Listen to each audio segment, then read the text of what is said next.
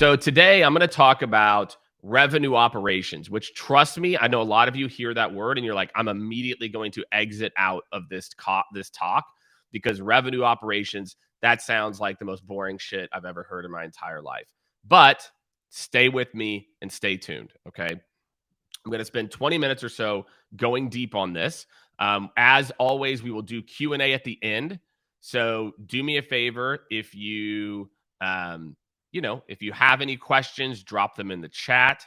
And we're just going to jump into it. So first off, what's up, Cesar? Hope you're doing great, man. Life is good.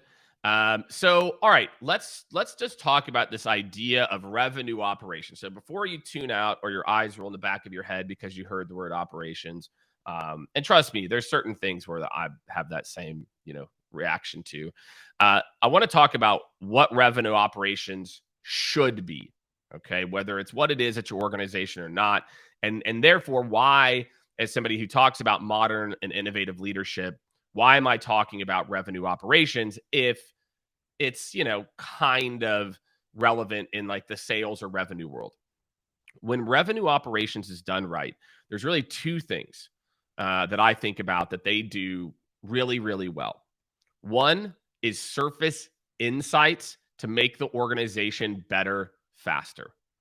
Okay. When I see revenue operations go wrong, is when we look at revenue operations as a report generation group or a, somewhat of a recommendation group, but they should be providing insights that looking across the data, and it's really simple. Here's our sales process from marketing touch point to renewal. Where's the bottleneck? Where were the most people dropping out? And then how do we go, step two is here's the insight. And step two is then what's the strategy to impact that insight as well? So for anyone out there, again, if you're thinking about revenue operations, why should I care about revenue operations? It's because when done right, they can provide insights and then action to foundationally change your sales process. Too many people, I feel like, think sales is this like, well, we'll fix it every few months or every year we'll do a new methodology. And I'm like, no. If you have if you're pumping enough people through a system, you can literally go and update that system every few weeks. Sales moves very slow. And what a good revenue operations group should do is help you to move fast and improve much, much faster than what you did before. So we are now into Q2. So that's just RevOps as a whole. Insights, action. Just think that. And probably a lot of you are like, wasn't that sales leadership's job? It's like, kind of. Sales leadership should be responsible as a part of the action plan of what should we do, of course. Helping to make sure that the action plan gets carried through, absolutely.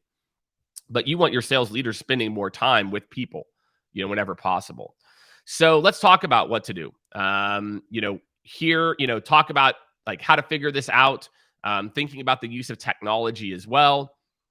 And for many of you, maybe we need to revisit the roadmap from what we put in place even just, a few months ago. So the first thing I'm going to talk through, and again, I'm just basically going to give you a step-by-step process for fixing your RevOps org, okay? Step one is do a deep dive check-in from top down and then back to top. Okay, well, what the hell does that mean? That goes back to what I just said.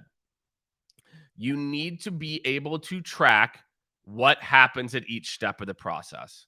It doesn't seem crazy, but I will tell you, we work with companies that might have hundreds of salespeople. Some that have, if you have 2 salespeople, it's a little more forgivable. That they can't do that. They cannot tell you, hey, this is exactly where we're losing it. This is the issue. These are the pain points that people are moving through, right? And so for me, I feel like step one is really looking at your sales process, right? And looking at what the data says. And then let's talk about like the bottom back up, meeting with your sales organization to understand where they feel the challenges are. So in the macro level, I identify, here's our process, here's where, and another saying that I have is that there can only be one bottleneck.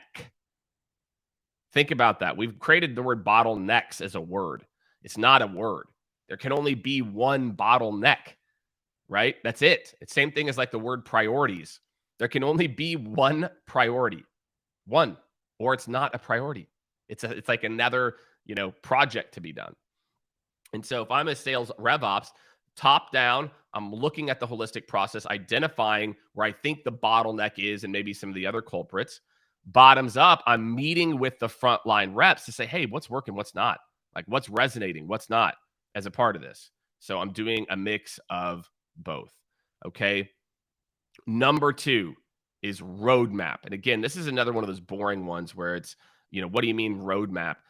Having a revenue operations roadmap to meticulously attack the bottleneck, and then the bottleneck moves and now it's this thing, and the request from the front lines is absolutely critical. I cannot tell you how many revenue operations firms or, organizations we talk to that are just doing. They're getting inbound requests and they're just doing, and then they never really have the impact. Revenue operations never really sees the impact that they want to have on the organization because they're too busy dealing with these like one-off requests.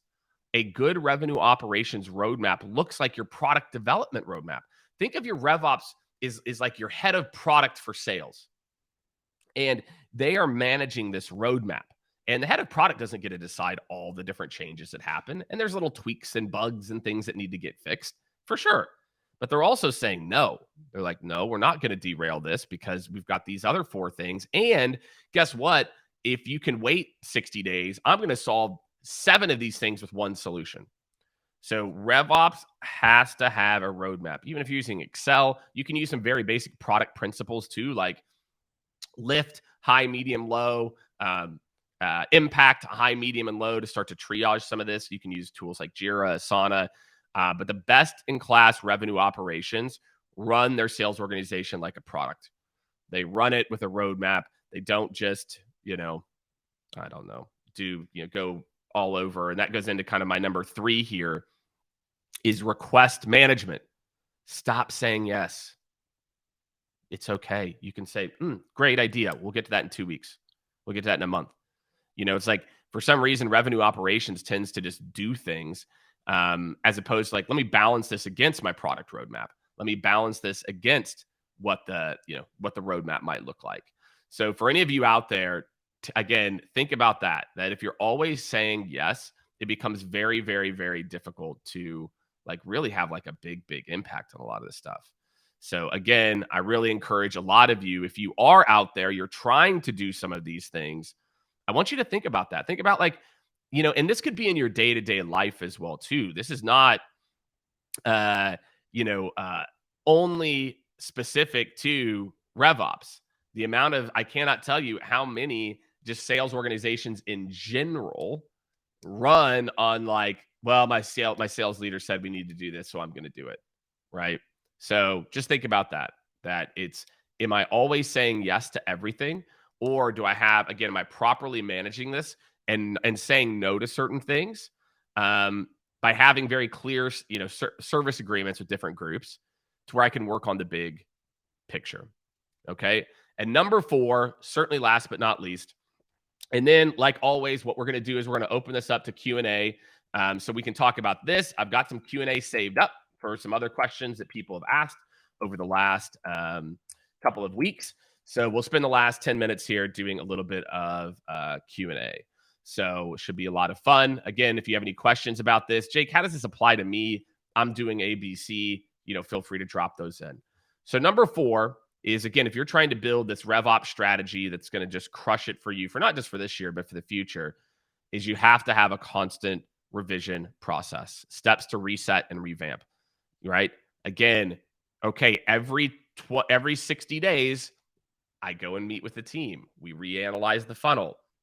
Again, candidly, you should be doing this like on a consistent basis. Like I think the best in class organizations truly will start to, if they are not already, just doing this in real time. We're always talking to sales about where the bottlenecks are. We are always looking at the data about where the issue is and fixing it, right? And then adding that into our roadmap and saying, what should we do? How should we adjust that, right?